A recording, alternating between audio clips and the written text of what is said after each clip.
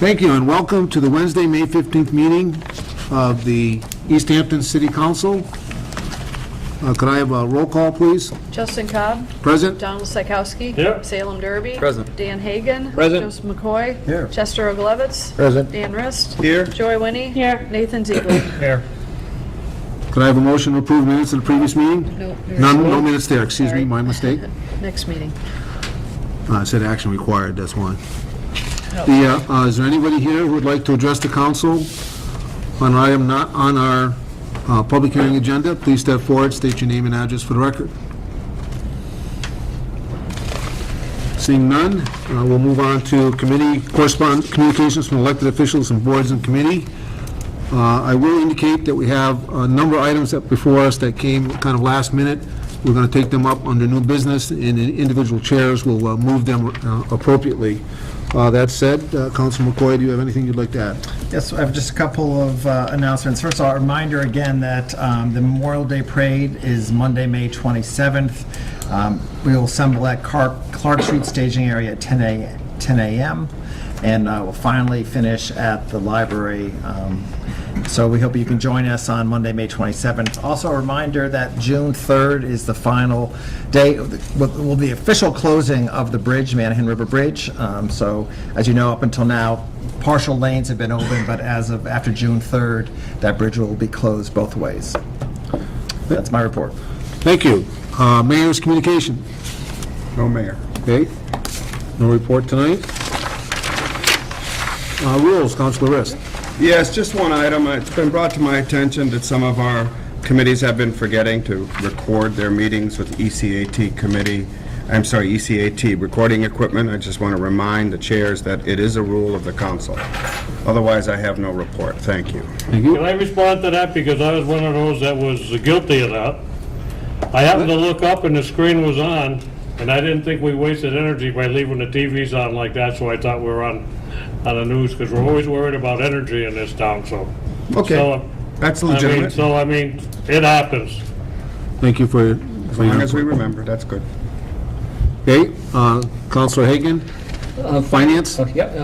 First, what I'd like to do is I'd like to set a public hearing for the FY14 budget for June 5th, 13.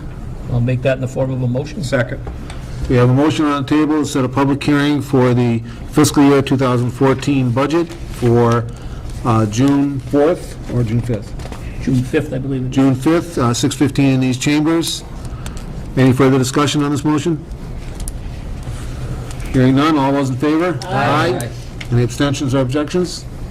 Also, Motion passes. the senior work-off program is still in committee. I will announce our next subcommittee meeting will be Tuesday, the 21st, and then on Wednesday, the 22nd. On the 21st, we'll be doing education, number 3, 6, human services, culture and recreation, 7, and community preservation, 10. And then on Wednesday, we'll be doing public safety and public works and the enterprise fund. And also on the 22nd, we'll go over the summary and the estimates. So that will both be in room 1 at 6 p.m., one on the 21st, one on the 22nd. And the final item, 2 items are coming up for public hearing tonight. And the final item I'd like to bring up for council action tonight, and the health inspector, or health agent is here, if anyone would like to hear from her, but she has proposed, along with, we had testimony in subcommittee both from Ms. Duda and the fire chief about setting up a account so that they can start a Sharps, or not start a Sharps program, but fund account that they could put money into to help support our Sharps program, as a lot of other cities and towns have done. And the chief indicated that it's becoming very expensive to take in all these Sharps and dispose of them. It's getting less and less vendors that are willing to do it, and this would be a minimum fee set up to help defray that cost, but they need an account set up, and that's what we voted unanimously in the subcommittee for. But if, with the council's permission, if we could have the health agent come up just for a couple minutes and explain exactly her reasoning for this, I'd appreciate it. Please step forward and state your name and address for the record, please. I'm Jackie Duda. I'm your health agent here in Easthampton. The SHARPS program has been proposed because we now have a law in effect that took effect last July, in fact, that prohibits the disposal of needles in the landfills. And so what are the alternatives? Well, here in Easthampton, we've always had an alternative. We've had this kiosk, which is like a mailbox, a metal mailbox, that people can deposit containers of used needles into this free of charge. And the kiosk is located in the safety complex in the lobby. The cost of disposing of these sharps is growing every year, and it's not just growing for us, but it's growing for every community. So communities are responding, those who have these kiosks, by charging small fees to the public for disposing of these. We've always provided this at a free charge. So in order to offset our costs, we're proposing that we, as a city, also charge a small fee to people who dispose of sharps. We'll give away the containers. We've had a bunch of containers donated to us by Cooley Dickinson Hospital through a grant that they provided to us, and we'll be able to provide those disposal, safe disposal containers for quite some time to the public at free of charge. And we want to charge them a $5 fee to dispose of their needles in these free boxes that we give to them.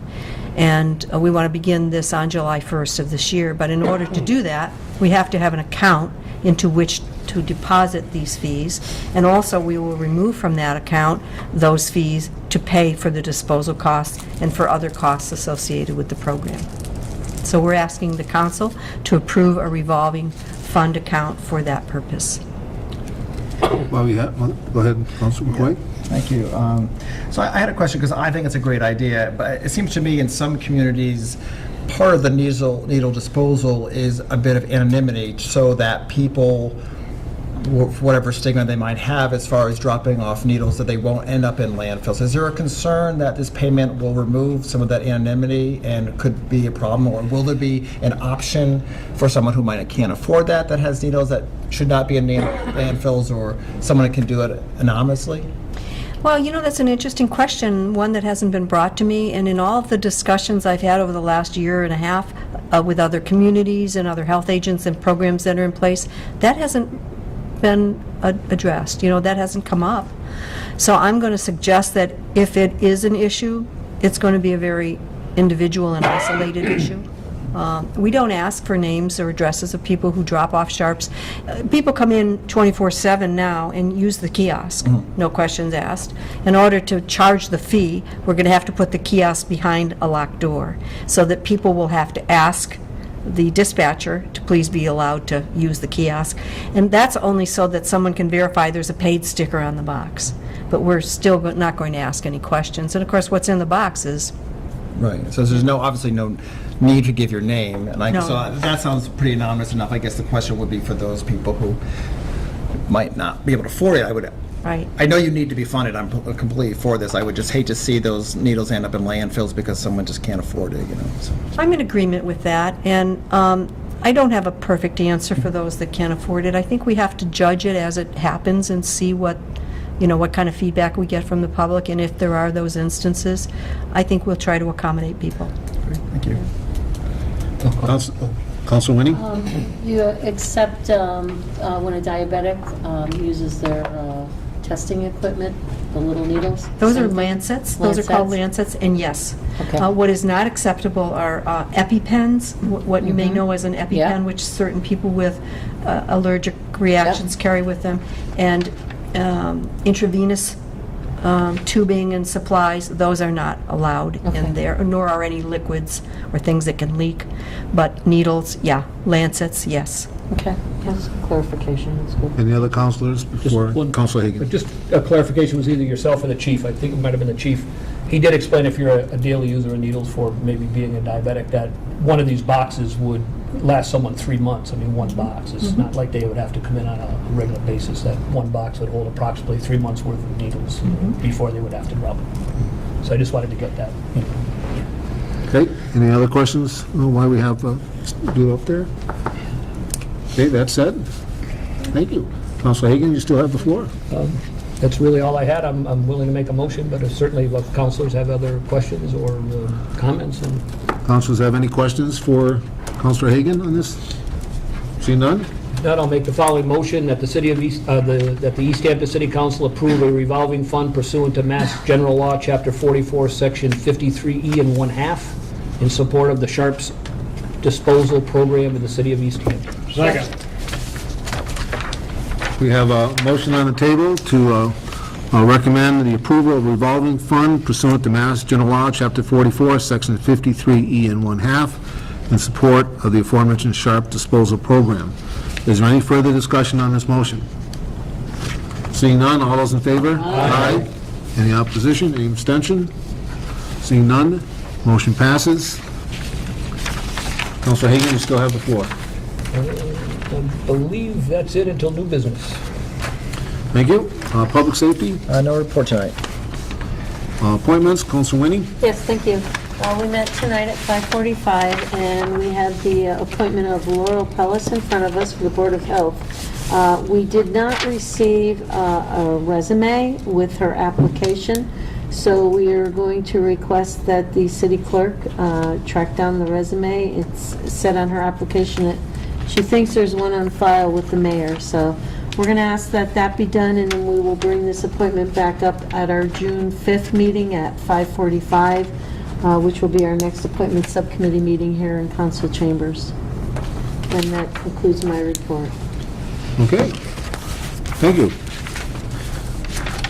Ordinance, Councilor Derby. Thank you, Mr. President. I just wanted to say that the ordinance subcommittee has not met, and we will be meeting on Wednesday, the 22nd at 6 p.m. So I just wanted to remind everybody that will be discussing the special permitting process, which we have not been able to get to yet. So that being said, I would like to move that we have a 60-day extension on that particular item. Do I have a second on that motion? Second. We have a motion on the table to recommend that the request to review the special permitting process be extended by 60 days. Is there any further comment or questions on this motion? Seeing none, all those in favor? Aye. Any objections or abstentions? Motion passes. That concludes my report. Thank you. Councilor Psychowski? My report will be under the public hearings on land acquisitions of Glendale West, Lawville Road, and Pomeroy Road. Okay, thank Pomeroy you. Meadow Road, sorry. Thank you. I got a couple minutes before we actually entertain that. We can start with some new business. I'll actually allow Councilor Hagan to move some items, please. There's one listed on the agenda of new business and interdepartmental transfer in the amount of $4,000. I'll do a first reading on it. This is a request dated May 7th, 2013. The request is hereby made for approval of the following appropriation. The amount requested, $4,000, to be transferred from reserve fund, and that amount, $4,000, and transferred to Veterans Miscellaneous Benefits in the amount of $4,000. The amount requested will be used for the following purpose: to fund an unexpected shortfall in the funds to pay veterans benefits. And I'd like that moved to finance in the form of... Second. Here we have a motion to move the interdepartmental transfer of $4,000 to fund an expected shortfall in funds to pay veterans benefits to finance for review and consideration. Is there any further discussion on this motion? Seeing none, all those in favor? Aye. Any objections or exceptions? Motion passes. Councilor Hagan. Second item I have is, was presented tonight. It's an interdepartmental transfer dated May 14th, 2013. The request is hereby made for approval of the following appropriation. The amount requested, $962.64, to be transferred from the reserve fund, $962.64, and transferred to the assessor's personnel services in the amount of $962.64. The amount requested will be used for the following purpose: to fund a discrepancy in the 2013 budget. I'd ask that that be moved to finance in the form of... Second. We have a motion on the table to recommend to move an interdepartmental transfer to finance for review and consideration in the amount of $960.64 to fund the discrepancy in the 2013 budget. Is there any more discussion on this motion? Hearing none, all those in favor? Aye. Any abstentions or objections? Motion passes. And One more? the final item that was also presented tonight is and I'll do a first reading, is a request of the City Council from the mayor dated May 14th, 2013, that they would like to have approved the attached payment in lieu of taxes pilot program between the city and the operator of the Oliver Solar Facility. It's quite lengthy, and it's a payment in lieu of taxes, and I'd like that item moved to finance for consideration also in the form of a motion. Second. We have a motion on the table to move the aforementioned request for a payment in lieu of taxes agreement to finance for review and consideration. Is there any further comment on this motion? Seeing none, all those in favor? Aye. Aye. Any objections or abstentions? Motion passes. At this point, I'll entertain a, What's your finish Move to open the public hearing. Finish the last. Appointments? just two appointments. Okay. All right. I'll entertain a motion to enter into our public hearings. So moved. Okay, we have a motion to enter into our public hearings. Is there any comment on this motion? Hearing none, all those in favor? Aye. So stated. Councilor Hagan, you have the first item up. Okay, our first public hearing tonight is and I'll do a second reading on, is a supplemental funding and bond request dated March 20th, 2013, from Mayor Tosdick. Request is hereby made for the following funding. Amount requested $422,838 to be funded by the ambulance fund in the amount of $92,785.81. Free cash in the amount of $40,052.19, and borrowing of $290,000. The amount requested will be used for the following specific reasons: to purchase an ambulance and cardiac monitor for the fire department, and a new heavy dump truck, plow, and sander for the highway department. There's specific language if we go to a motion, but at this time, it was to let everyone know, it was a split vote in the Finance Subcommittee, 2-1 for approval. Councilor Cobb and Councilor Rist were for it, and I was against it. So at this time, I'd like to turn the public hearing over to Councilor Rist for the majority. Councilor Rist? Thank you, and if the chair is okay with this, after I explain as best I can the program that is being presented by the finance director, I'd like the finance director and the two department heads to explain their need, if that's all right. Is that okay with the minority report? Absolutely, sure. All right. Okay. So this is a bonding request, which is the primary reason for the, what shall we say, disagreement, whether we're going to borrow to fund these major items. The bonding request is setting up a manner to purchase very expensive items using short-term debt. This program, if you will demonstrate to our bonding agencies our commitment to long-term continued renewal of the city's capital equipment. Let me just interject, if the finance director hears something that needs to be corrected, I'm sure she will do so. Bonding authorization allows the purchase now, since both the truck and the ambulance take many months to be delivered. They're long-term construction items. No payment will be necessary until delivery, but a PO can be issued without any payment as long as the bonding is authorized by the city council. We may not need to borrow much, since free cash will most likely continue to pay for this, and it's very low interest.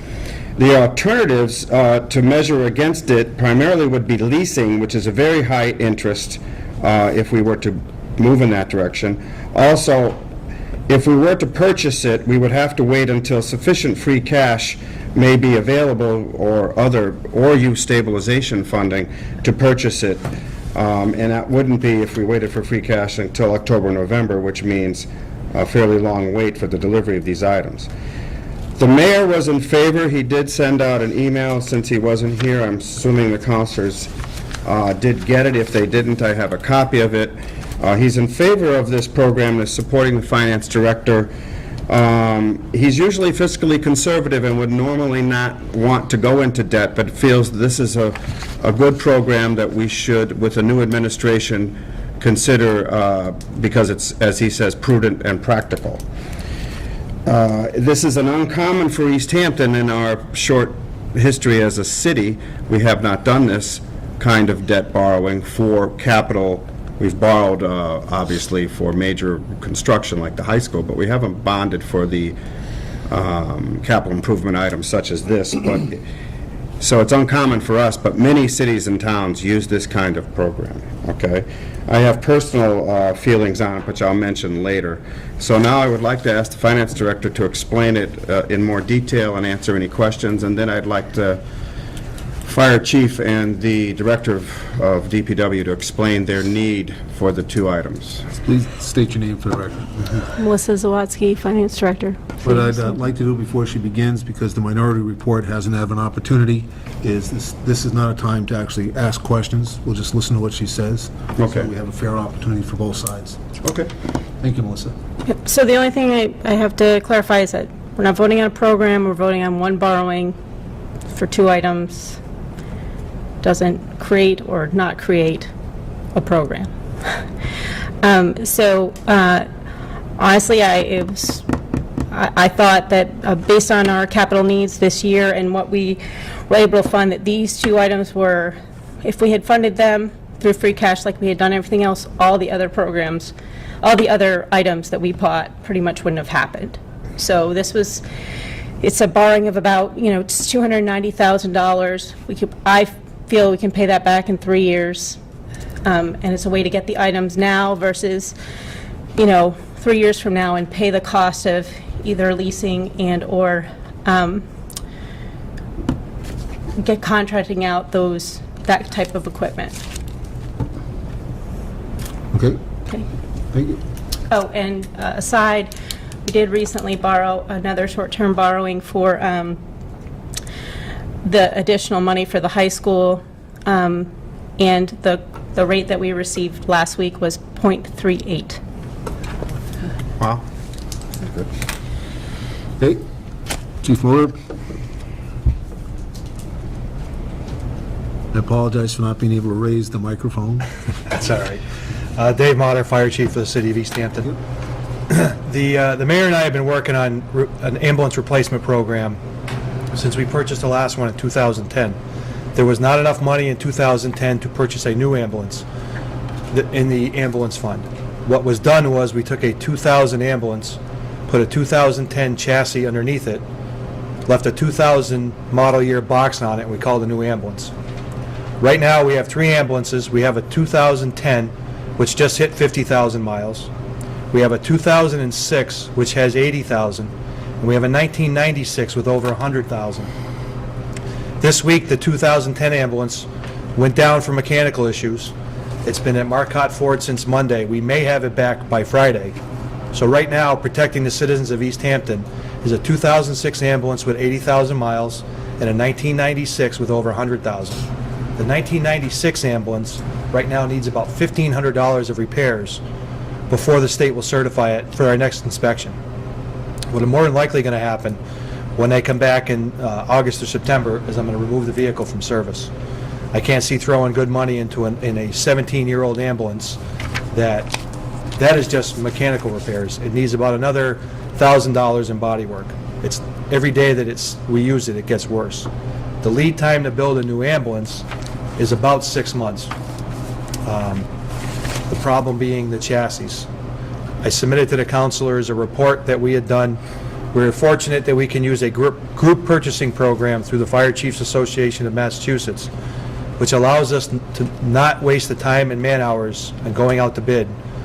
We can pick a truck from a manufacturer and a style that we want, and it's approved by the Attorney General's office as be in compliance with the bid laws. So we're able to shave probably 3 to 4 weeks off this program to get us a new ambulance here in 6 months. The problem is, before those 6 months are up, I may have to park the 1996 because it's just becoming not worth putting any more money in. The good side of that is the town of West Hampton wants to buy it from us so they can start an ambulance service.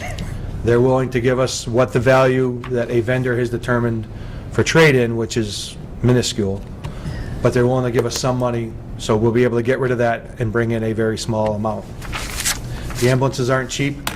They're not getting any cheaper. The biggest cost right now is the EPA keeps putting emissions upgrades. The last upgrade that went in effect in 2010 added $9,000 to the smaller van-style chassis we have, $15,000 to the bigger ones. There's another upgrade coming next year, and they don't know what to cost. The ambulances this fiscal year have brought in over $500,000 in receipts. We average a minimum of $550,000 to $600,000 a year in revenue from these ambulances. That's not what we bill out, but that's what we've actually taken in. To park the third ambulance could cost us anywhere from $30,000 to $50,000 a year. That ambulance averages 1 call a week. The average rate for an ambulance call is between $800 and $1,100 per call. So it could see a hit in our revenue stream if we don't do this. When the mayor came back to me and said he was willing to borrow money, I had to call my 2 predecessors because I had never heard of him wanting to borrow anything. It was always, it's either capital or nothing. So I think he realizes that it's a need that cannot wait. We need to move this forward, get the ambulance and the cardiac monitor that we need to replace as well. The cardiac monitors we have 3, 1 for each ambulance. The oldest ones are at the end of their manufacturer's warranty. They're going to start costing us about $3,000 a year for annual maintenance plans. So it's about $6,000 a year. The good thing with the new ones is if somebody's having a significant cardiac event, electronically we can send an echocardiogram, EKG, to Bay State Medical Center. They can diagnose it, and if it's somebody that has a blockage, they have 0 wait. They bring them right to the cardiac catheter lab. Based on the EKG, we can send them. We only have that capability with 1 cardiac monitor now. If we get a new one, we'll have 2. I'm also going to speak on for Joe's dump truck. As the emergency management director, everybody remembers the snowstorm we had this year, the significant 20-plus inches of snow. They started losing dump trucks to mechanical failures. I had to sit in my driveway and wait for about 20 minutes so they could get a plow out so I could come in because the station was empty and they needed people. The dump truck that was doing the planes was broken at the ends, I think it was Jones, is that where that one broke? The only way I got in was because a loader that we were able to acquire through federal excess property at no cost to the city was able to plow their way to my house so I could get into the fire station.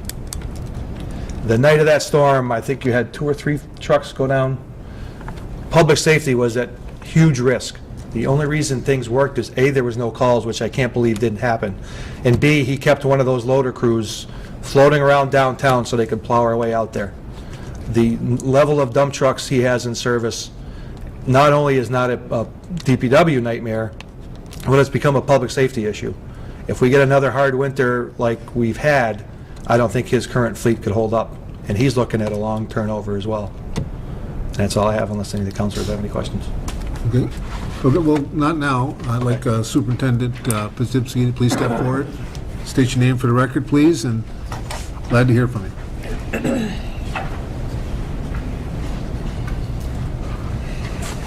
Good evening, everyone. I'm Joe Pipchinsky. I'm the Director of Public Works.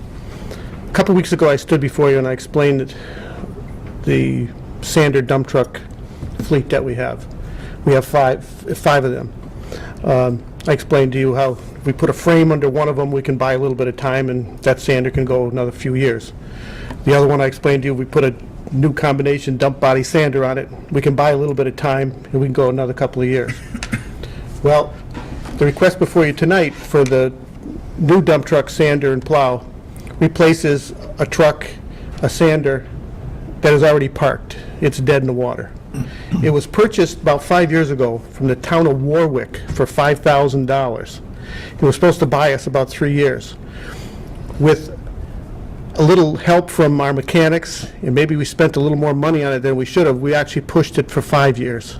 Well, it's dead now. It's going to cost too much money to try to resurrect that. That means our sander fleet's down to 4 sanders. Sander has many moving parts. We start out a storm with 5 sanders, we always lose 1 or 2. Well, if you have 5 and you lose 1 or 2, you're down to 3 or 4, that's not bad. But when you start with 4 and you lose 2, and you only have 2, now things get hairy. The age of our sand trucks are 4 years, 10 years, 13 years, and 18 years. So one of our trucks that are still running, that we're still using, and we're still going to use next year, even with this new one that we're talking about tonight, is 18 years old. Now, what's 18 years old in truck years? To me, it's near deathbed. And if we have another winter like we had last year, or we've been having, we could possibly be looking at 2 trucks. I am so sorry. We could be looking at 2 trucks next year that are dead in the water. The other thing you have to remember is if this truck is approved tonight, we're not going to take delivery on this truck till probably February of 14, because it's going to take 9 months to put this together. There's a couple of different vendors that it's got to go to, different vendors for body, different vendor for the plow, so forth. So we're going to start our next winter with 4 Sanders anyway. To continue our operation with 4 Sanders is going to result in a product that you, I, or the residents are not going to like. We have a program now where we can cover the town pretty quickly, do what we need to do. But when Sanders start dropping out, everything changes. The other thing that you have to remember is that it's not only going to affect the sanding operation, it's going to affect the plowing operation. That means we have to hire another truck to take the place, another plow truck to take the place of that truck at a cost of about $100 an hour. It's nothing for these trucks to go 24 hours, rental trucks to go 24 hours during a storm. That's $2,400. Take that and multiply it by an average number of 10 storms, that's $25,000. That's just the cost of another rental truck to fill in for the one that you don't have. Now, I understand for the most part, the council's not questioning the need of our truck, That's not, I understand, that's not the problem. It's just the funding mechanism. But my talk to you tonight is to tell you that if we do not add another truck to this fleet this year, we'll be looking at compounding our problems down the road. This is something that, in our opinion, as the chief said, we'll be sacrificing public safety if we don't continue to do what we're supposed to be doing. If anybody has any questions after, I can certainly come back and answer any questions you have. Okay, what I'd like to do is allow Councilor Hagan to give a minority report. I'll allow him, because I gave you some discretion, to invite anybody up if you have some questions. Sure. You can start first. Okay. Councilor Hagan, you have the floor. As Superintendent Pipchinsky just said, that my argument here is not the need. My argument is the funding mechanism, how things are funded. This will be the first time in the history of the city of Easthampton that we've actually borrowed for capital items. I know Councilor Riss mentioned the mayor's supportive of it, and he was in the email and was at our last subcommittee meeting. He was initially at our first meeting at least apprehensive about it. I think Councilor Riss would agree with that thing, and at least alluded to the fact that if he continued as mayor himself, he might not bring it forward. To me, this is the same as going out with a credit card. We're going to buy it now and pay later. I know the finance director and certainly any of the experts can come back up. I have no problem with councilors asking their own questions. But she's just told us it's a 3-year borrowing that she expects to do. We have no idea what interest rates are 6 months from now, a year from now, 2 years from now, 3 years from now. They could be considerably higher. I mean, I think anyone who watches any of the financial shows keeps saying that interest rates are going to go up soon. I don't know how fast. If I had that answer, I would be on CNBC. Also, I think this sets a bad precedent for the future, because once you start a program like this, what's the next item that the town needs that we decide we're going to borrow for 3 years? Is that going to be another fire truck? Is it going to be a street sweeper? Is it going to be something for the schools or public safety? I mean, I just, again, I'm all for these 2 departments. I think they do a good job. I think they're judicious in their spending, and I'd just like to see us try to pay for these up front. During the council meeting, it was said that other communities do utilize this. Northampton was brought up, and I did mention that they're now going for a $2.5 million override. I'm not saying that's because they use capital borrowing, but I wouldn't use them as necessarily as a model for fiscal responsibility. I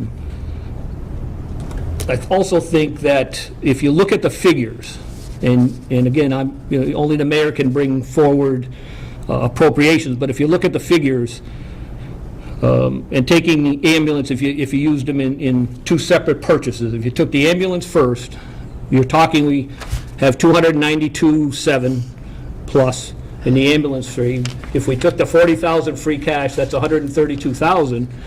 I got the sheet tonight from the finance director. We still, with only a month to go in the year, have 113,000 more in free cash, which is over 245,000. If the mayor wanted to apply it, which would still leave him probably over 20,000 in free cash. Again, that's obviously his decision. He didn't want to do it, and he is not here tonight because of a prior commitment.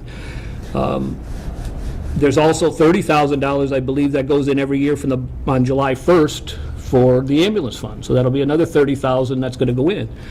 And looking at the start of free cash for the year, we started last year, and again, I know until free cash is certified in the fall, no one knows exactly how much free cash is going to be, but we started with $900,000 in free cash last year.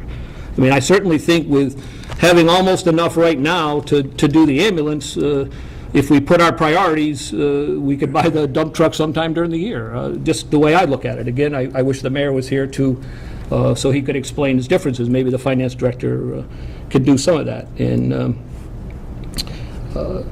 I would just say that in one final comment also is, I think the voters also spoke to the council, and they spoke to the school committee with the vote on the override for the schools. I think what they were telling us in that is they want us to live within our means.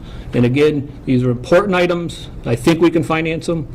But I think we have to live within our means, and I'd like to see us buy them one at a time with the funding sources that we already have. And certainly I'll turn it back over to Councilor Rist or the chair and any of the experts to come back up and answer any of the councilors' questions about the need for the items or the finance director for the funding. So, thank you. As I offered Councilor Hagan, if there's anyone you would like to come up and question first, or you just want to open it up to the Just public? open it up to the public. Is there any other members of the council who would like to have our experts come up and quickly? Finance Director. I have additional questions for the finance director. I wanted to wait until you allowed questions, Mr. President. Okay. Councilor McCoy, if Melissa's here? Oh, she's hiding. Yes, Melissa, a couple of questions. Is this band, I guess which you educated me is what it's actually called, is this a fixed rate or is this something that would be variable? Bands are 12-month, and then you go out again. So it wouldn't be fixed, every 12 months. You are subject to the market, as Dan said. We could bond it, but those rates are typically higher and have prepayment penalties, whereas this, we'd have a little flexibility to pay off quicker than 2 years if we had the cash available. I guess that was my second question. So there's no prepay penalty depending Well, on free there's a prepaid penalty, like if you can do a ban for 6 months, you can do it for 12, and you're stuck in that thing. But if I bonded for multi-years, for 3 years, then I couldn't pay it back early.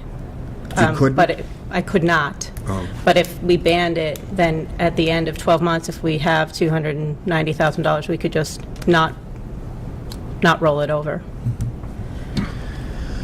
Okay, I guess that was my question. Councilor Rist?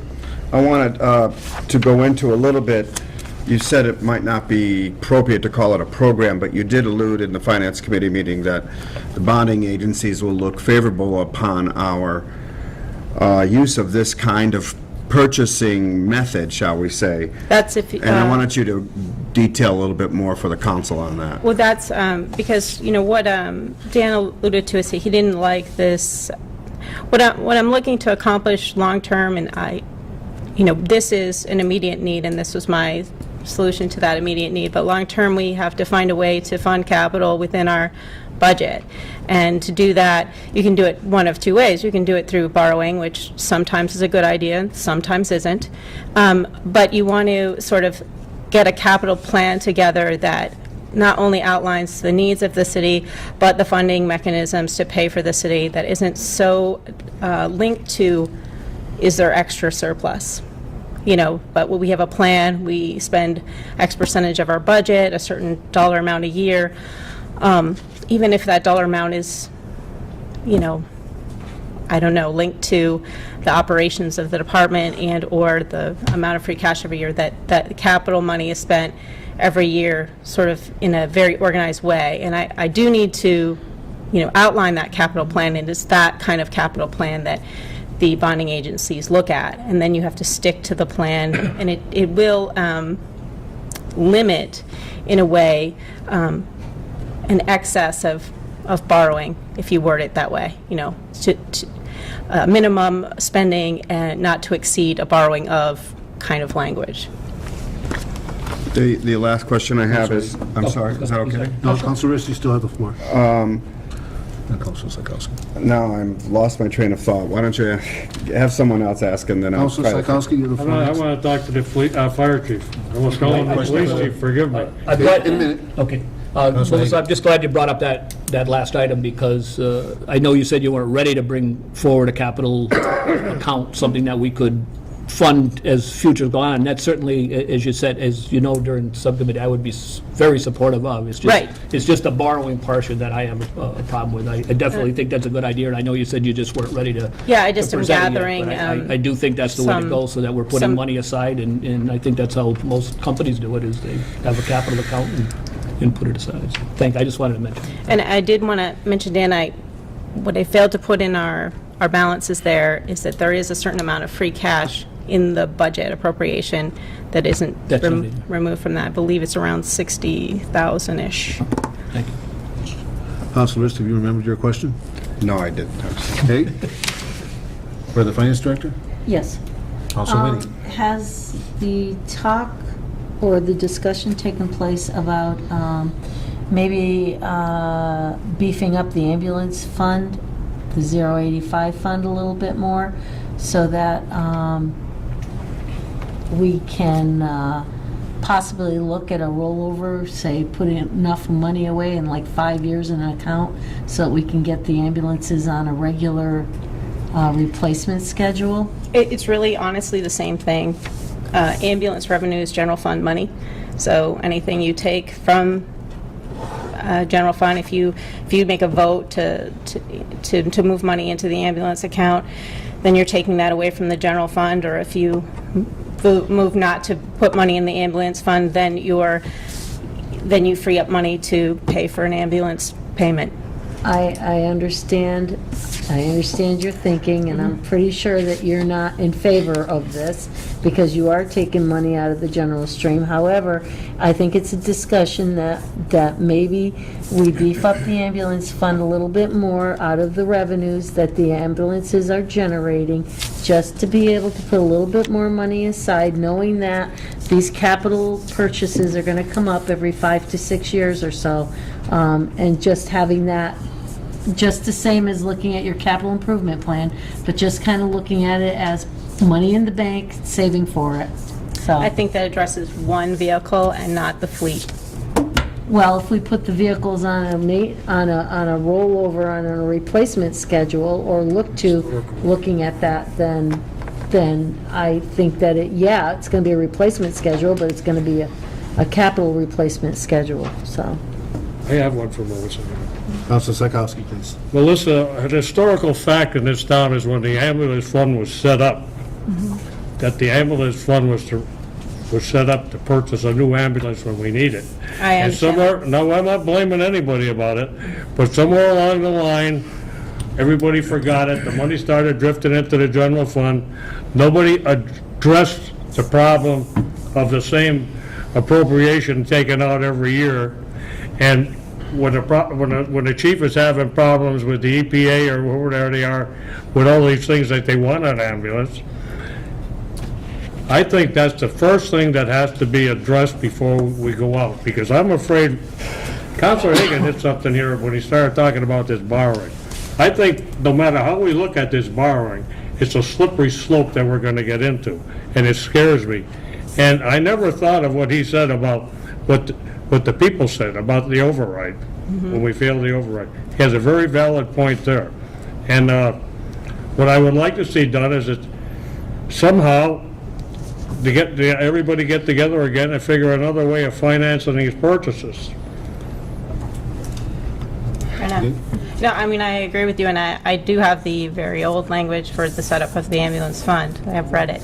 So I do know what his intent was, and I think at that time, that funding schedule was appropriate to buy an ambulance over the course of 5 years. However, I think if nothing else, if we don't, if we do that, we're going to have to change the mechanism completely for the ambulance, and it should be addressed as an amount annually as opposed to a recurring amount.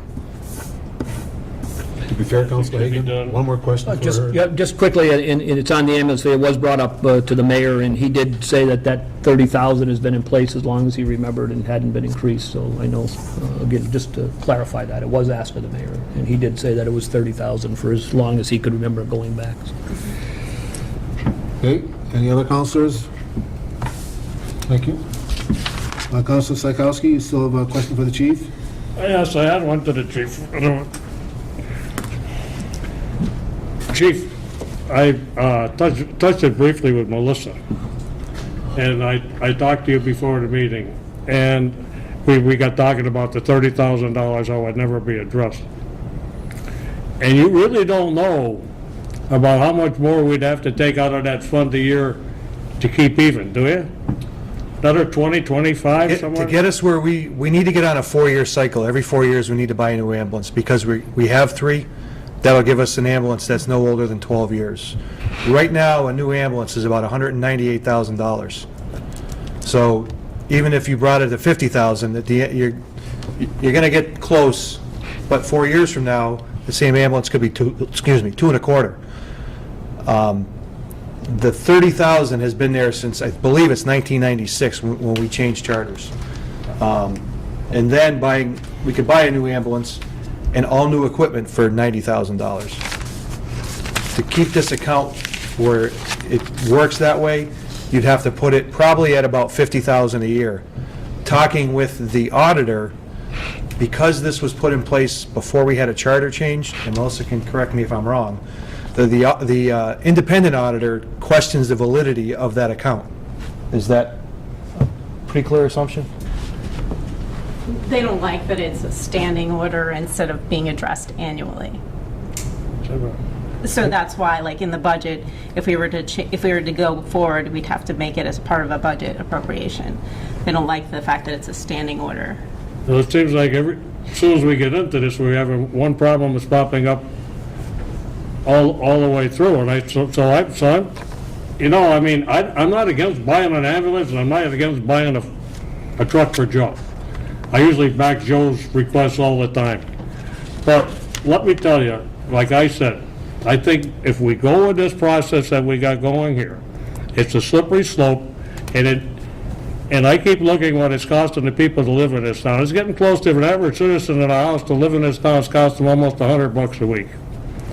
And for patchwork roads and the rest of the stuff. So, I mean, the thing of it is, I represent the people here, and the thing of it is, I gotta watch their purse strings. And I think to go with this process isn't right, but I support you for an ambulance. Somehow I want to get you an ambulance. And I think we can get out there and renegotiate and do some of these things in the next 2 or 3 months with no problem to get you an ambulance. Thank you very much.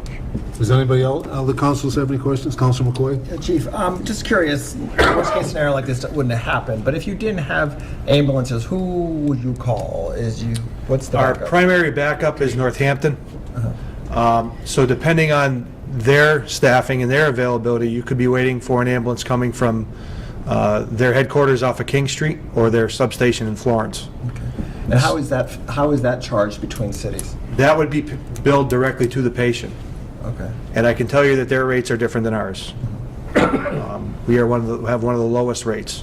However, whoever's picking that patient up, they're at the mercy of the provider. Their insurance, or if they don't have adequate insurance, is going to pay whatever the provider that's picking them up is. Councilor Rist, did you have any questions? No, I don't have a question. Councilor Winnie? Who sets the rates? Medicare has a rate that they Yeah. set, which we are bound to accept payment from Okay. Medicare patients. Other than that, we set the rates. We haven't done a rate increase in probably 3 years. The problem with it, our last increase, majority of the ambulance providers do Medicare plus 75 or Medicare plus 100%. We are Medicare plus 50%. I've discussed with the mayor in the past increasing it. The only problem being is we are losing more revenue by increasing it because the majority of our patients are Medicare. This current fiscal year to date, we've billed out $961,000 We've only taken in $514,000. The majority of that is what they call Medicare write-off. Medicare will only pay what they set their rates at, which are woefully low. So to increase our rates anymore, all that does is increase the amount of billable receipts that we have to write off. What about insurances? You bill insurances? We bill the insurance For people that companies. have insurance and things Yes, at full rate? at full rate. Okay. I don't have a question, I have a statement on, continue my majority report whenever it's appropriate. Okay, any other councilors have any questions for the chief? Any councilors have any questions for Superintendent Pazimski? See none, what I'd like to do is I'd like to open it up to the public at this point. Does any member of the public would like to step forward and address the council on this issue? Please do so now, just state your name and address for the record. See none? Councilor Rist? I'd just like to expand on the majority report and also try to set the records from what I'm hearing from Councilor Hagan, a couple of items that I don't agree with. For one, I think he alluded to the fact that the citizens voted against an override, which they did do, but that was for new taxation and new revenue. We are not authorizing any new taxation with this, and I don't want the people who are watching to think that's what's going on, and I think that analogy is not fair. We are bonding using current revenues. We are not using any new revenue or any new taxation to pay this, so that analogy, in my opinion, is not fair. We are living within our means because, like the mayor alluded to, if you were buying a vehicle, personally, you would not buy it with a borrowing payment that you couldn't afford. You would know what you could afford per month, and I believe the finance director, using the same kind of process, knows what we can afford, and given our free cash that we've usually been able to get, we should be able to pay this off easily with 3 years. The second item that I'd like to debate is the analogy of a credit card. A credit card, when you use it, you can reuse it for anything. I want the councilors to know that in approving this, I made the statement at the finance meeting that I would not approve new bonding until I saw how this panned out. And this particular authorization we're giving is specific to the bonding of these items, not a credit card that allows the treasurer to go out and bond a new problem that comes up, a new truck or a new ambulance. She would have to come back to the council for new bonding authorization. So it's not an open-ended credit card. It is a precedent, I will agree with Councilor Egan, that we are doing something we haven't done before, but I don't believe it's wrong. And lastly, on a more personal note, with the fact that the mayor's not coming back, and we have the finance director taking over a great deal of the financial policies of this city, I'd like to support this new policy that she's bringing forward because I trust her fiscal responsibility, that she will attempt to pay this off faster and sooner rather than later, that the payment, the interest payment is lower than if we were to lease it, and she recognized that this is the best way to do it. So personally, I feel it's time that we started supporting a new regime and a new idea. So that's more personal than necessarily, well, it's factual too, but it is personal from my point of view. I'd like to support her on this. That's all I have to say. Thank you. Councilor Psychowski? I listened to Danny very carefully for a change. Good understanding of it. But the thing of it is, this is a whole new process, you're borrowing money, and once we start, it's gonna be a slippery slope, it's gonna be on and on and on, and we got enough money bonded now, as far as I'm concerned. Councilor Hagan? That's my opinion. Just to address a little of what Councilor Riss said, I wasn't alluding that it's a direct override question. I'm saying that the voters did send a message to the elected officials that they want us to live within our means. I mean, and when you borrow, that's an extra money that, and if you don't want to call it a credit card and you want to go with the mayor and call it borrowing to buy a car and taking out payments to buy a car, I guess I don't really see the difference. You're still buying an item and paying for it on an interest rate we're not sure what it's going to be. And finally, I guess, while I support the finance director, and I said I supported her in possible setting up a capital account, I also think maybe if we're going to have a new mayor, maybe it's for the new mayor to decide whether they want the borrowing and not the old mayor. Again, maybe the old mayor will decide to be the new mayor. I can't answer for that either. But if we're going to have a new mayor, maybe it's up to the new mayor to decide how they want to finance things. Thank you. Council Winnie. Mr. President, can we close the public hearing, seeing as no one else has any, so that we can open it up for discussion? I was actually going to suggest that. If there's no other additional comment from any other councilors, I was going to... Okay, what I was going to do was actually ask for a motion on, basically call. I was going to ask Councilor Hagan, since you had the last say, to bring a motion forward in a positive, please. I guess we'd have Councilor Riss bring it in the positive if he... Councilor since he has the I don't have the bonding language, does someone have it? Thank you. I move that the council orders that $422,838 is appropriated to pay costs of purchasing and equipping, number one, an ambulance and cardiac monitor at an estimated cost of $225,395, and two, a dump truck, plow, and sander at an estimated cost of $197,443, including the payment of all costs incidental and related thereto. That to meet this appropriation, $92,785.81 is appropriated from the ambulance fund to pay a portion of the cost of the ambulance, and $40,052.19 is appropriated from free cash to pay a portion of the cost of the dump truck. And the treasurer, with the approval of the mayor, is authorized to borrow $290,000 to pay the balance of the cost of the ambulance and cardiac monitor and all costs of the dump truck, sander, and plow under and pursuant to Chapter 44, Section 7(9) of the general laws, or pursuant to any other enabling authority, and to issue bonds or notes of the city therefore. In the event that the total cost of one item authorized to purchase by this order is less than its estimated cost as stated above, any balance may be applied to pay costs in excess of the estimated cost associated with the other item of equipment authorized by this order. So moved. Second. We have a motion on the table to recommend approval of the aforementioned supplemental funding bonding request. Before I go any further, this will require a two-thirds vote, and I would like a roll call vote on this if we get to that point. Is there any further comment on this motion? Councilor McCoy. Yes, thank you.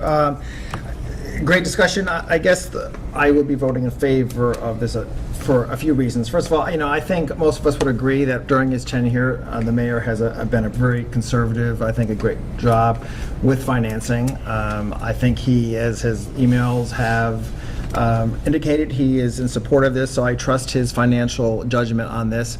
You could say that maybe he wasn't earlier, but I think that's actually a good indication that maybe Melissa has new ideas about things to responsibly fund capital projects. I think 0.38 it's a variable, as we know, is an extremely good rate. It's almost nil as far as interest rates go. And I think certainly that amount of money we're talking about is not something that we couldn't recover from. If those things go up, we could certainly probably move free cash around enough to cover it. And I think in that respect, it is a good amount of money to see how well this works for the city. I also, I kind of chuckle a little bit at the slippery slope. It makes me think that we're kind of like, lemmings that are falling over a cliff. I think we certainly are individuals and can say, wait a minute, that worked last time, it's not going to work now. Certainly, as Councilor Riss mentioned, none of these votes would make me think that I would have to improve another banding or bonding if I thought it wasn't appropriate. And also, if it was for our copiers or something, there would be no question we wouldn't do this. But I think what comes down to my wanting to vote for this is that I would really feel terrible if we lost a Easthampton resident because we would not borrow a little bit of money to have an extra ambulance, or there was an accident that someone died because we just couldn't clear the streets well enough. For me, that is what is going to drive me to vote positive for this bonding. Any comments from the other councilors? Councilor Winnie? I agree with everything Council McCoy said. I'm all about liability and responsibility. I think this has absolutely nothing to do with the proposition override. This is money that we're using out of our coffers, and just like any household, when you need a vehicle and you don't have the cash, you go out and you get a loan. This is going to be a short-term loan. I think it's kind of going to be good to test the water for the city's sake, to see where we are as far as bonding and so forth. I have no doubt in my mind that if the interest rate starts to go up, that we can, as Joe said, move money around and pay this debt off in less than the 3 years that's proposed. I agree with Joe. This is not a slippery slope. Anything like this is going to come in front of the counselors. There's 9 of us. We're not by any means lackadaisical in any decisions that we make. We're very careful and we think things out. So I'm absolutely going to vote for this. I hope that my fellow counselors that are not going to vote for it may change their minds, because this all comes down to liability, as far as I'm concerned. We owe it to the taxpayers in Easthampton. We provide them with the services that they pay for, and that is the ambulance service and keeping these roads clear when we get a storm. We owe that to the taxpayers, and if we have to do a short-term borrowing for $300,000, I don't think that any taxpayer out there, except for those that are very narrow-minded, may say, that's a waste of money. I think if you're in a car accident or if you're having a heart attack, I don't think anybody would be lying there with a heart attack saying, oh my, we didn't spend the $300,000 on that ambulance, so I guess I'm just going to lie here and die. I don't think that, I agree with Joe. This is something that's very important, and I don't think that we should be putting it off and putting the citizens of Easthampton in jeopardy. Councilor Derby. I want to say that I have to agree with the 2 councilors that spoke before me quite adamantly. And I was going to say something about the slippery slope, but it seems more like a Velcro slope at this point. And I think as far as the override goes, I agree. I think that that's not relevant. And I think that like Joy said, anybody that is a thinking person would understand that having working ambulances in our city and having our roads cleared is worth using a different tool to obtain them. And I think that's how I look at this. This is using a different tool that we just haven't used for this particular purpose before, but that's what it is. It's a tool. It's a different way to acquire the things that we need, and it's completely reasonable and completely within the realm of acceptable uses of our money. And I think that, Councilor Hagan was saying that there seems to be some free money and there doesn't seem to be prepayment penalties. So, I mean, and I would defer to the finance director to be able to use her intelligence to, move that money and use that as she sees fit to allow us to get these things, but not put us in a precarious situation financially. And I think any taxpayer would agree with the fact that it makes sense to take out a relatively small loan in relation to the budget, to stop throwing money away on things that are broken. I mean, why should we continue? If we don't get this, we're going to continue to throw money at this 1996 ambulance, and that's just throwing money away. That doesn't make any sense. I'd rather pay a small interest payment. That makes sense, especially if we can pay it off. And have a good working ambulance and have a good working dump truck and plow to serve the needs of our constituents, which is what we're here for. Any other councilors? Councilor Psychowski? Yes, in closing, I know I'll be speaking differently than the last 3 or 4 people have spoken. Number 1, the ambulance fund was set up to pay for itself. Everybody's forgot that, okay? Number 2, the thing of it is, there isn't anybody sitting at this table or there's a bunch of people here that doesn't want a new ambulance. But there's other ways of up there as close to financing it with the money we got. Why don't we do that instead of borrowing and starting a whole new process of borrowing money? This is the credit card mentality this country got it into. You save your money before you spend it. Close, right, quit. Any other councilors? Just seeing none, what I'd like to, Councilor Hagan, quickly. Just to say, I know I'm not going to be redundant, but just to say that I definitely support the ambulance, I definitely support the dump truck, but I just think there's a better way to fund them without going out to borrowing, and I certainly don't feel we'd be endangering the public if we paid cash for the ambulance. Thank you. Council Winnie. Yeah, I'm just going to throw this out there. I hope everybody listened to the chief and the director about the lead time on the vehicles. My concern is the lead time. You put this off for a month, 2 months, 3 months, 4 months, while you're trying to figure out how you're going to finance this one piece of equipment or both, and you're putting yourself behind now. He already said the dump truck wouldn't be delivered until February. When do we get our biggest storms? January and February. I don't think that for $300,000 and a small interest rate that we should be putting this vote off or putting the borrowing off for that kind of time frame. Just putting it out there. Councilor Rist? He may be surprised, but I'm going to compliment Councilor Hagan because I believe that we do have the credit card mentality in this country, and he is definitely worried about that. And I don't disagree with that notion. However, public safety is our priority, not only as a city, but as a state and as a federal government. And public safety was addressed tonight for both items. And to delay is too risky in my mind when the cost of borrowing and the use of this method is a tried and true method. I also know the history of our finance director, and she is fiscally conservative, so I trust her on it. So I don't believe we should risk public safety for a very small amount of money. We're not borrowing $1 million. So I feel like that overrides my very good concern, as Councilor Hagan does, about debt. But I do believe that we have to side on the side of public safety in this regard and get it sooner rather than later.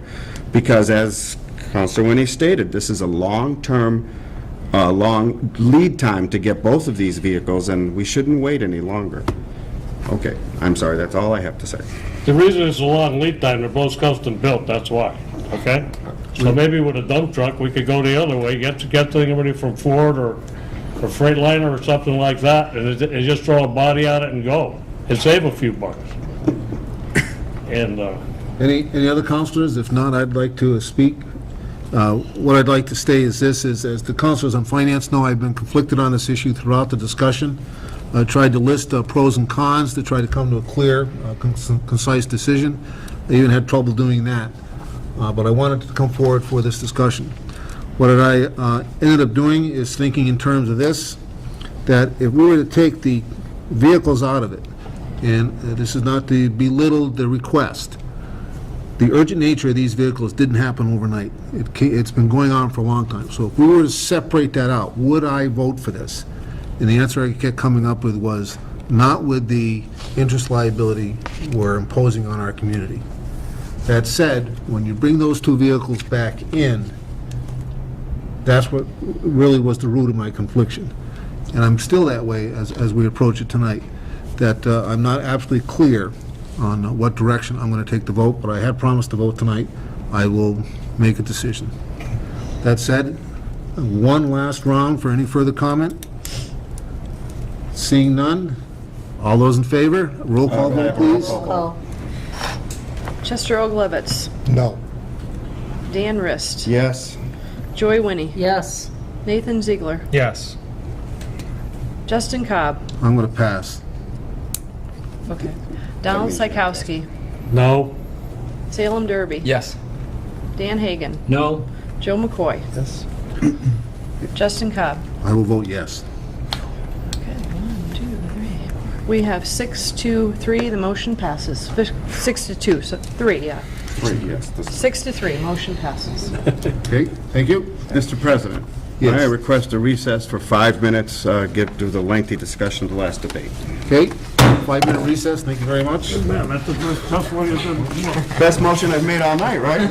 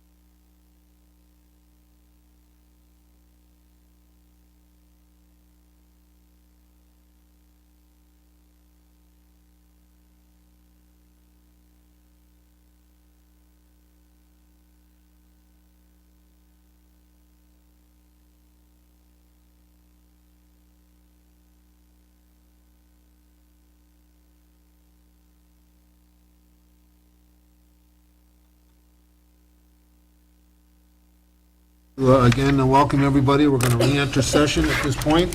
The next item on the public hearing Yes. section, Councilor Hagan, is interdepartmental transfer.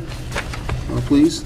Yes, the second public hearing is an interdepartmental transfer. I'll do a second reading on it, dated April 4th. The request is hereby made for the following appropriation. The amount requested, $7,800 to be transferred from the reserve fund, and that amount, $7,800, and transferred to the following temporary positions: election worker, $7,000, computer services, $650, and postage, $150. The amount requested will be used for the following purpose: to fund the June 25th, 2013 special election. I can say that this one passed finance unanimously. Okay, that said, are there any members of the public who would like to step forward and speak to address the council on this issue? Please do so now. State your name and address for the record. Seeing none, Councilor Hagan. Seeing none, I'll make the following motion, that the full city council approve the transfer of $7,800 to fund the June 25th, 2013 special election, and that the money be transferred from the reserve fund to the following funds: temporary election worker, $7,000, computer services, $650, and postage, $150. Second. We have a motion on the table to recommend approval of an interdepartmental transfer of $7,800 for the funding of the June 25th, 2013 special state election. Is there any further comment on this motion? I do have one. The city clerk has informed us that the bill going forward to refund us is looking very well. It still hasn't quite passed yet, but it's looking rather healthy. And believe it or not, we did in our debate ask the question of what would happen if we would not defund this. Since it has never happened, there was no history on or explanation on that. But it's not something that the council has decided not to go forward with. That said, all those in favor? Aye. Any objections or abstentions? Motion passes. We have zoning ordinance. Councilor Derby. Thank you, Mr. President. What we have here is we have a proposed change to the ordinances relating to home businesses. The previous wording in home occupations basically prohibited anybody from making, how did they word it, non-dangerous food in their kitchen, such as baked goods and jams and jellies and such, and selling them either wholesale or at a farmer's market. And basically they had to be classified as a bakery. Since the health agent and others felt it was a little restrictive, the planning board did recommend to us that they make 3 wording changes in the ordinance to allow people to get a special, let me see, is it a special permit or is it a zoning board of appeals? It's a special permit. To allow them to produce non-potentially hazardous food, such as baked goods, confectionaries, jams, and jellies, in a residential kitchen. So it would be a home occupation. And so that's basically all I have to say, and I think maybe, yeah, Dan. I have to say, Councilor Rist? I'm sorry, Mr. President, I apologize. It seems funny to me that it sounds like it's okay to produce, you don't need a permit to produce hazardous food. I guess not. And I'm wondering if that, I guess this language has been approved by the health department. Yeah. Okay. It's So just, it sounds I can funny read the whole that- thing. So this is actually one of the sections that the definitions. So a kitchen in a private home that produces non-potentially hazardous foods. And so maybe that could be something with raw foods in it, you know, that could be, I don't know. Well, We'll let you talk. do you have anything further? no, Any nothing questions else. for the councilors, from by the other councilors? That said, if there's any member of the public who would like to step forward and speak to this issue, please do so at this time. Just state your name and address for the record.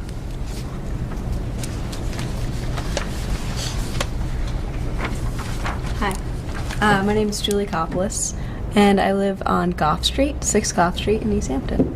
And I was the one that started this whole ordeal. It began back in December, and I went to the health inspector. I was looking to get a permit so that I could make sourdough bread out of my home for the farmer's market, and I learned that Easthampton has something in the ordinances that prohibits people from doing that. And so it's been a long process and trying to change the, basically the jargon that's written into the ordinances. Something happened back in the 80s where somebody tried to run a bakery out of their home where people were coming in and they were leaving and there was a lot of traffic. Easthampton said, no more bakeries out of your home. So there's a discrepancy here between what we're defining as a bakery and what we're defining as a residential kitchen. What I want to set up in my specific, the thing that I'm applying for a special permit for is something out of my home where all baked goods and then deliver them to the consumer. Nobody's going to be coming in and out of my home. But I think as far as redefining the ordinance goes, we're just trying to change a little bit about what a bakery actually is. We have to actually put a definition in there as it doesn't exist, and what a residential kitchen is. A hazardous food is something like just anything with cream or eggs that are uncooked. Anything that held at a certain temperature can be just like a cesspool for bacteria. So something like bread that's cooked and doesn't have any kind of creams or any kind of hazardous biological material in it would be fine to produce and then sell at a farmer's market. Okay? Thank you. You're welcome. Thank you. What I'd like to say, in reading this, I had a number of concerns. Basically, it was public health issues. Being that she's left a meeting, I can't really address some of those. But in my review, there were things like animals in the kitchen in the residential kitchens. There were all kinds of items like that. Different family members having residential kitchens adding up to a bakery. There were all kinds of items that were addressed in the code. Bottom line came down to, they're asking for some simple language changes. We do have some inspections that do go on. There's a permit process that people have to go through. Still, I know it's a little reactionary for the fact that, if I were to buy bread at a farmer's market, I'd like to know the type of kitchen it's coming from before I actually buy it. But that said, I have no objections to actually going forward with this. Is there anyone else from the public who would like to come forward and speak to this issue? Please do so. Just state your name and address for the record. Okay, seeing none. Councilor Derby? Okay. I would like to move to amend the Easthampton zoning ordinances, section 10.4 and section 2 as presented by the planning board. Second. We have a motion on the table to recommend the aforementioned motion to amend zoning ordinance section 10-4, home occupations. Is there any further comment on this motion? Councilor Hagan. Just one, again, the health agent left. I assume she was in favor of this? She was. And, because she would be the one burdened with inspections, I would assume. And this came to us with... I thought I heard you say that she was in favor of it. Yes, and it came to us with a unanimous approval, 5-0 from the planning board. And just to reiterate that this is just the first step, there would also have to be a special permit that would be granted, which where they would go through a much more diligent process as far as asking questions about the kitchen. Any other comments on this motion? That said, all those in favor? Aye. Aye. Any objections or abstentions? None. Motion passes. Property, Councilor Psychowski. Yes, this is about the reconstruction of West Glendale Street, Longville Road, and Palmer Meadow Road intersection reconstruction. And I'd like to get Jim Gracia up there to explain the whole process to everybody, and because it's going to be by, some of it's going to be eminent domain. Jim, before you start, what I'd like to do is the same process we used before. We'll allow the experts to come up and give testimony, but I'm not going to allow a lot of debate until we actually give the public an opportunity also. Since Jim's here, I'd like to note that he does have a conflict of interest on this. He is fully disclosed, and it's why he's here tonight to speak before us. That said, Jim, go ahead. Thank you, Councilor Cobb. Good evening. I'm here tonight to present a number of permanent easements and 3 permanent land takings for the council's approval and adoption. These transactions are all associated with the reconstruction of West Street, Glendale Street, Palmer Meadow Road, and Loudville Road intersection. for those who are regular users of this intersection and those who are abutters, of which I am one. We all know the potential dangers of this intersection in its current configuration and condition. The goal is to create a safer intersection with better sight distances for all directions of traffic. I lived there since 1989 and have witnessed way too many accidents. We have not had a fatal accident since the 1970s, but have had numerous accidents involving personal injury and property damage. In its current condition, that intersection is another serious accident just waiting to happen. To give you a brief history of this project, in 1997, we hired a consultant to redesign the intersection with the goal of making it safer. We petitioned the state to accept this project for funding, and we were able to qualify under a federally funded safety improvement program. This is when the real fun began. The federal safety standards for highway design are extremely rigorous, and if we wanted their money for this project, we had to play by their rules. In addition, this particular location had the full gamut of environmental complications to which we had to design around. We had wetlands and floodplain issues to work around, as well as satisfy the Rivers Protection Act and the Natural Heritage Endangered Species Program. After many hours of meetings and public hearings and site visits, we were finally able to arrive at a solution which would satisfy all of the environmental concerns as well as those of the abutters. Part of the funding process is to be approved by the local municipal planning organization, which in our case is represented by the Pioneer Valley Planning Commission.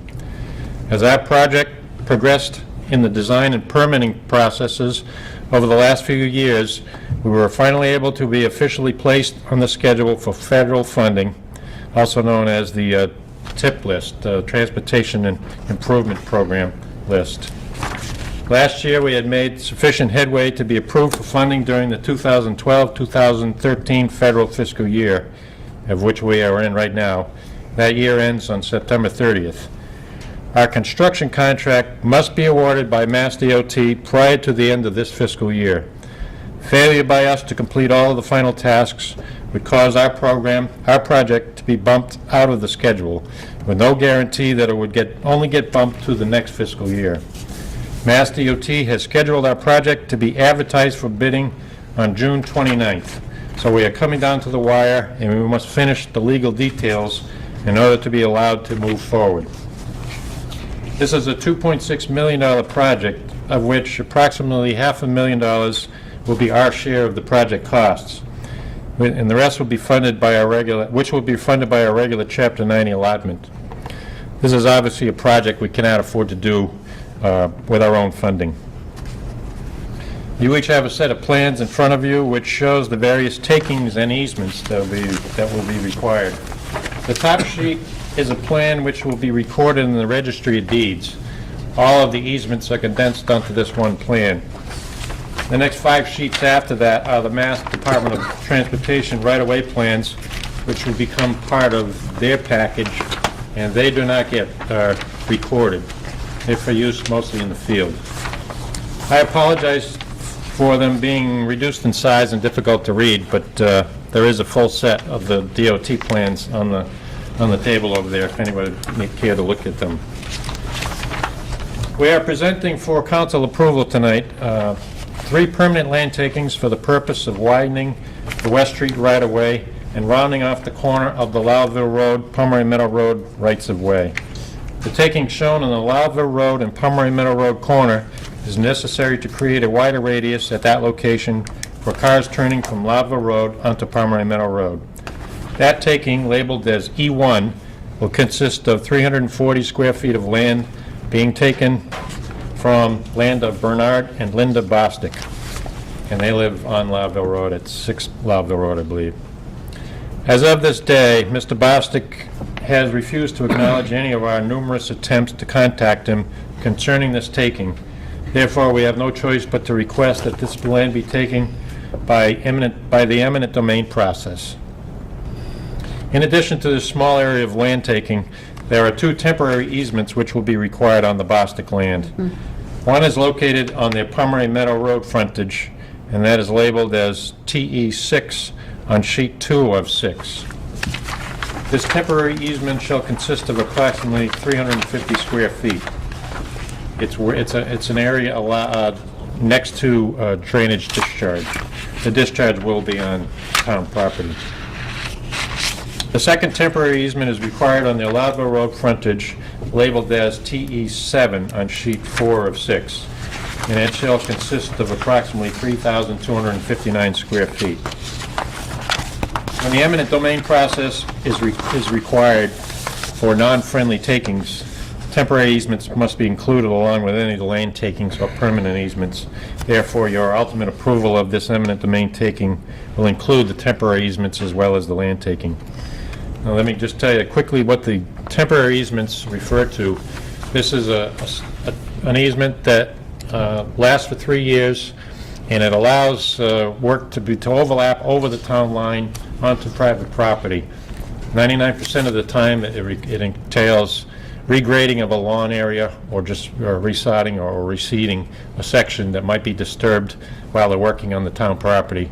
And also, some of the driveways, we are cutting them back onto private property to reshape the driveway with new blacktop to meet the new road surface. So that's the function of the temporary easements, not just from the Bostic property, but all the properties involved.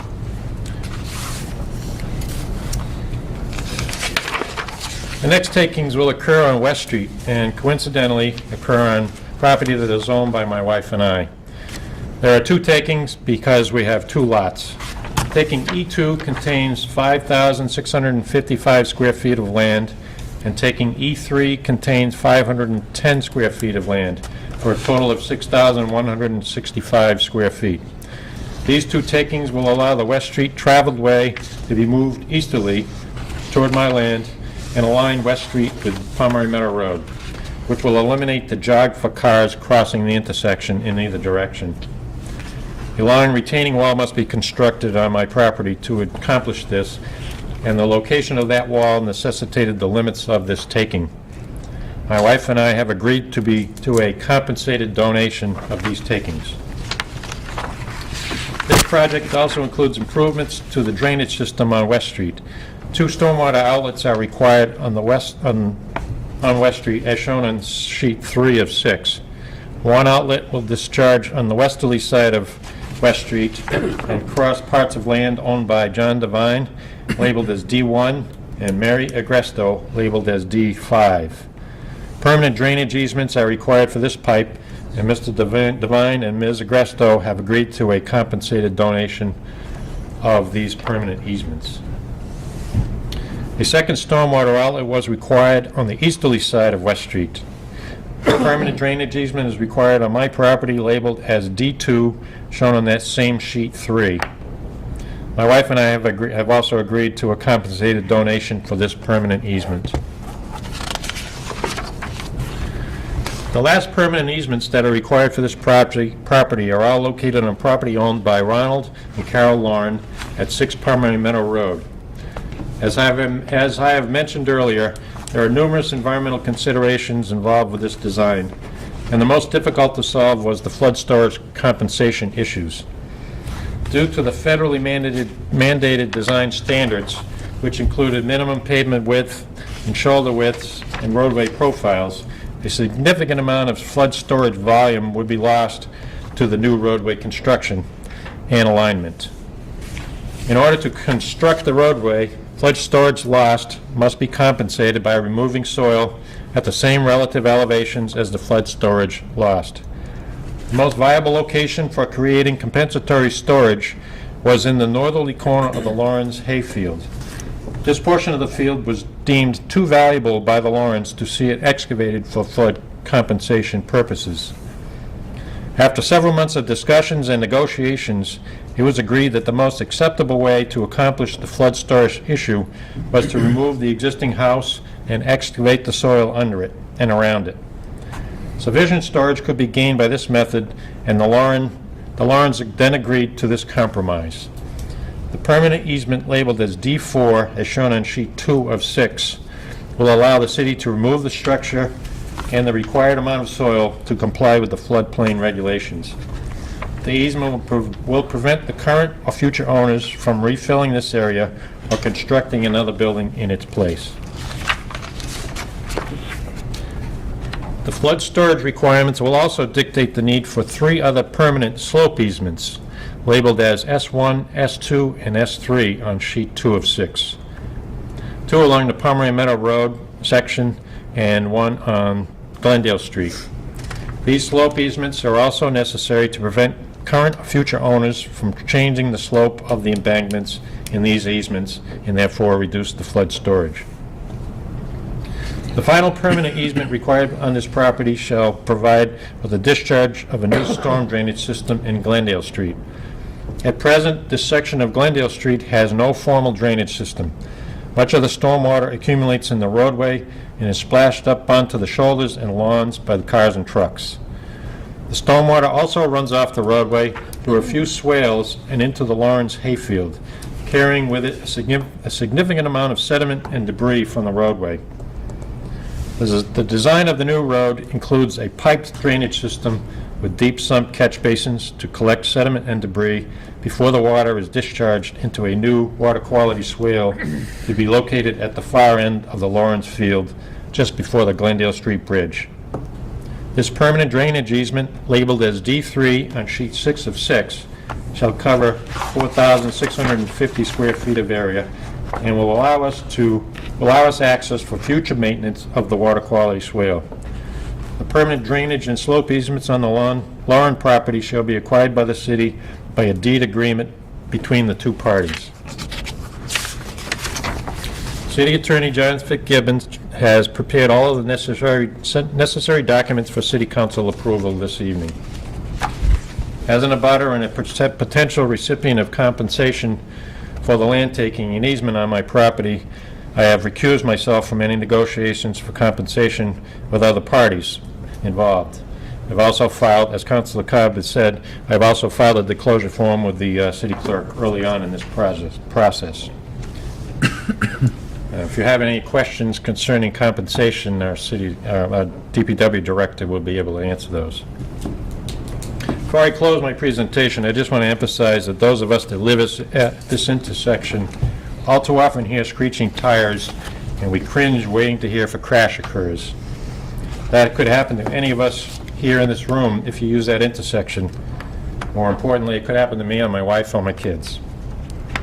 It needs to be fixed, and any delays at this point could seriously affect the timing of our funding. Thank you. Are there any more experts who would like to come forward and give testimony before I allow a level of questioning? I just want to say something to Jim. Okay, there's no more experts? Go ahead. Jim, I personally want to thank you for the way you handled this. You went way and above your job description, and it was good to see a town employee doing that much extra. Thank you. Nice job. Thank you. Okay, Councilor Hagan. I just wanted to say to Mr. Grace, I agree, as one of the councilors that represents part of this intersection, anything that can be done to make it safer, I think, is very valuable. Okay. Councilor Rist. I wanted to say and echo what Councilor Psychowski said about Mr. Gracia, and also let the people who are watching know that the amount of funding that Mr. Gracia is receiving for this taking is minimal at best, and it is really a donation, and I'd like to thank him, the city's taxpayers. Thank you for your donation, as well as all the other people that are in friendly taking. Their agreements help the city solve a serious public safety issue, and I'd like to thank them as well as yourself. Thank you. Okay, that said, I do have a question for the finance director. I'd like her to come forward to the best of your abilities, which is enormous acumen here. What you see is in the compensation here is that we're going to be using city money to actually pay for some of this. So my question is basically, my understanding is that Chapter 90 money is what was my understanding. But is that, has that been addressed in the fiscal year 14 budget, that we're taking Chapter 90 money? I think Chapter 90 isn't fiscal, and it's not subject to appropriation by a council. It's separate. So it comes in, go ahead, explain the process to me. Would you like to do? Yeah. Patty files for all the Chapter 90. That's okay, please. I need to, we need to understand how this is being paid. Appropriations for 90. Please state your name for the record, please. Patty Cotton, DPW Office Manager. Our Chapter 90 comes in April 1st, approximately. Of course, now we're having a problem with this year's. So every year we get approximately 450,000. And when we have a project, we have to give it to the state, and they let us know that it's approved, and we know how much money we have. At this point, we've already put in that we have 500,000 for this project, so it's money that we've already been given by the state, and we just need to spend it and get it. So it's not fiscal year, Okay, it rolls. thank you very much. Any other questions for our experts? Seeing none, if there's any member of the public who would like to step forward and address the council on this issue, please do so at this time. Please state your name and address for the record. Seeing none, I'm willing to begin the process of going through the motions. Mr. President. Councilman Grist. May I ask you or the clerk, does every motion need to be read and voted on separately, or can we? Separately. They have to be separate? Yeah. Okay, And that's it's, what I thought. Make it Nice cleaner. try. Were these It was a nice try, two-thirds though. also because they were taken? Yeah. Yeah, all right. I think it's just going to make it cleaner. Well, Don, you got a lot to read. Would you like to defer, Chairman Psychowski? Okay, motion number 1. I move the city council vote to take by eminent domain in connection with the proposed improvement of Plumway Meadow Road, West Street intersection with Loudville Road, Glendale Street, a permanent drainage easement on lands supposed to be owned by Mary Augusto, 145 West Street, Easthampton, as described in the proposed order of taking, and further that the council appropriate and authorize the treasurer to pay the sum of $650 as damages for said taking. Second. We have a motion on the table for the aforementioned taking of land owned by Mary A. Agresto, 145 West Street. Is there any further comment on this motion? Seeing none, all those in favor? Aye. Any objections or abstentions? Seeing none, motion passes. Councilor Psychowski, you still have the floor. Motion 2, I move that the city council vote to take by eminent domain in connection with the proposed improvement of Plumway Meadow Road, West Street intersection with Loudville Road, West Street, the land and fee, including all trees, structures, and improvements and drainage easement on land supposed to be owned by James Gracia and Janet F. Gracia, 99 Glendale Street, as described in the proposed order of taking, and further that the council appropriate and authorize the treasurer to pay the sum of $1,000 as damages for said taking. Second. Here we have a motion on the table to recommend the aforementioned, to approve the aforementioned motion for an order of taking of eminent domain of property owned by James and Janet Gracia, 99 Glendale Street. Is there any further comment on this motion? Seeing none, all those in favor? Aye. Any objections or abstentions? Motion passes. Councilor Psychowski. I move the city council vote to take by eminent domain in connection with the proposed improvement of Plumway Meadow Road, West Street intersection with Loudville Road, Glendale Street, a permanent drainage easement on land supposed to be owned by John M. Devine, 147 West Street, Easthampton, as described in the proposed order of taking, and further that the council appropriate and authorize the treasurer to pay the sum of $500 as damages for said taking. Second. We have a motion on the table to recommend the aforementioned motion concerning property owned by John M. Devine, 147 West Street. Is there any further comment on this motion? Seeing none, all those in favor? Aye. Any objections or abstentions? Motion passes. Councilor Psychowski. I move the city council vote to take by eminent domain in connection with the proposed improvement of Plumway Meadow Road, West Street intersection with Loudville Road, Glendale Street, the land and fee, including all trees, structures, and improvements on lands supposed to belong to Bernard W. Bostic and Linda B. Bostic, 6 Loudville Road, Easthampton, as described in the proposed order of taking. And further, that the council appropriate and authorize the treasurer to pay the sum of $900 as damages for said taking. Second. We have a motion on the table to recommend the city council approve an order of taking concerning property owned by Bernard and Linda Bostic at 6 Loudville Road. Is there any further comment on this motion? Seeing none, all those in favor? Aye. Any objections or abstentions? Motion passes. Councilor Psychowski? I move that the city council vote to take by eminent domain in connection with the proposed improvement of Plumway Meadow Road, West Street intersection with Loudville Road, Glendale Street, a temporary construction easement on land supposed to be owned supposed to belong to Bernard W. Bostic and Linda B. Bostic, 6 Loveville Road, East Hampton, is described in the proposed order of taking that the council appropriate and authorize the treasurer to pay the sum of $1,150 as damages for said taking. Second. Okay, we have a motion on the table to recommend approval of the order taking for land owned by Bernard and Linda Bostic, 6 Loudville Road. All those in favor of this motion? Aye. Any objections or abstentions? Motion passes. Counselor Psychowski. I move that the city council vote to accept a deed from Carol H. Lauren and Carol A. Lauren of 21 Evans Avenue, Easthampton, granting the city of Easthampton various permanent drainage and slope easements on their property on Pomeroy Meadow Road and Glendale Street in connection with the proposed improvements to the Pomeroy Meadow Road, West Street intersection with Loudville Road, Glendale Street. In addition, I move that the city appropriate and authorize the treasurer to pay the sum of $138,500 as compensation for this transaction as contingent upon Lauren signing this deed within 30 days from today. Second. We have a motion on the table to recommend approval to accept a deed from Ronald H. and Carol A. Lauren of 21 Evans Avenue concerning property they own on Pomeroy Meadow Road and Glendale Street, and Loudville Road and Glendale Street. That said, is there any further comment on this motion? Can't, we have a motion on the table. Any further comment on this motion by the councilors? Mr. President, Yes. I fear that maybe there's something wrong with the motion, and if there is, maybe we should withdraw the motion and ask Mr. Gracia if that is true. I will ask in this order that the seconder withdraw their second first. Does the primary withdraw their motion at this point? I think it was Nate. I was the second, and I withdraw. Right, so we can have this question answered? Yeah, go ahead. Okay, the motion's been removed from the table. I'm sorry, I should have said this before the motion started.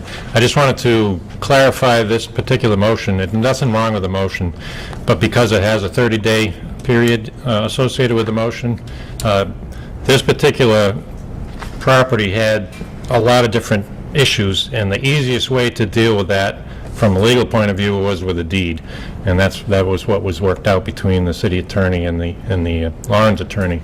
So there is a 30-day time period. We expect that they'll be signing sometime next week, so we can close that out. However, there's one minor glitch that could occur. They are putting their property into the APR program. APR has accepted this with the easements that we're putting on the property, but the Lawrence wanted to run the final deed past the APR people before they signed.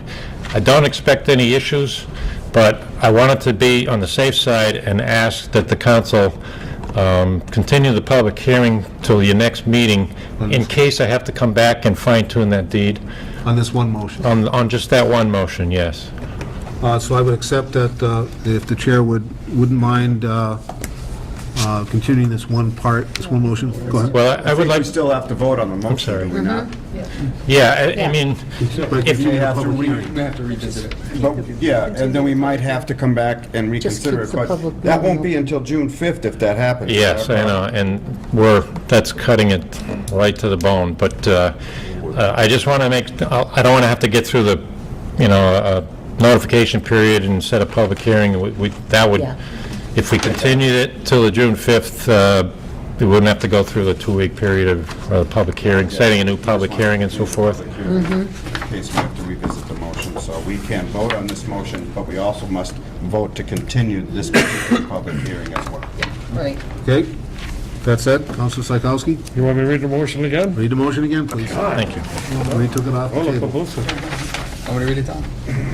I move that the city council vote to accept the deed from Ronald H. Lauren and Carol A. Lauren of 21 Evans Avenue, Easthampton, granting the city of Easthampton various permanent drainage and slope easements on their property on Pomeroy Meadow Road and Glendale Street in connection with the proposed improvements to the Pomeroy Meadow Road, West Street intersection with Loudville Road, Glendale Street. In addition, that I move that the city council appropriate and authorize the treasurer to pay the sum of $138,500 in compensation for this transaction, contingent upon the Lawrence signing of the deed within 30 days from today. Second. We have a motion on the table to recommend approval of the aforementioned motion concerning property owned by Carol and Ronald Lauren. Is there any further discussion on this motion? Seeing none, all those in favor? Aye. Any abstentions or objections? End of my report, sir. Mr. President, Councilor Rist. I'll make a motion to continue the public hearing for item D, permanent easements and land acquisitions, and that the city council, by virtue of its rules, also reconsider, should they have to reconsider any of these motions, again, allow it to do so at that continued public hearing. Second. We have a motion to reconsider and to also renew this public hearing at June 5th. Continue. June 5th, yes. 6:15 in these chambers. Is there any further discussion on this? Hearing none. All those in favor? Aye. Any objections or abstentions? Move the Motion public passes. hearings be closed. Second. We have a motion on the table to close the public hearings. Is there any further comment on this motion? Seeing none, all those in favor? Aye. Any objections or abstentions? Back to new business. Council Winnie, you are up. Thank you. We have 2 mayoral appointments. Move that they be sent down to appointment subcommittee. Second. Okay, we have a motion on the table to recommend that the 2 new mayoral appointments be moved to appointment subcommittee for review and consideration. Is there any further comment on this motion? Hearing none, all those in favor? Aye. Thank you. Any objections or abstentions? We have one more going. Yeah, Deed one more, couple restriction. more going, I gotta make sure. Mr. President? We do have one for property, Councilor Psychowski. I move that the city council move the donate conservation restrictions to property subcommittee, please. Second. We have a motion on the table to move the aforementioned conservation restrictions. These are language changes to property for review and consideration, just to make sure that the councilors here have an understanding of what we are actually voting on for these changes, to make sure it's nice and substantial. I would request that the city planner be at this meeting. That said, please set a meeting rather regularly, and is there any further comment on this motion? Seeing none, all those in favor? Aye. Councilor Psychowski, would you like to set a meeting now for this? Yeah, 5:45 at June 5th. Okay. That said, that concludes your report. I'll accept the motion to adjourn. So moved. Second. We have a motion to adjourn. Is there any further comment on this motion? All those in favor? Aye. Any objections or abstentions?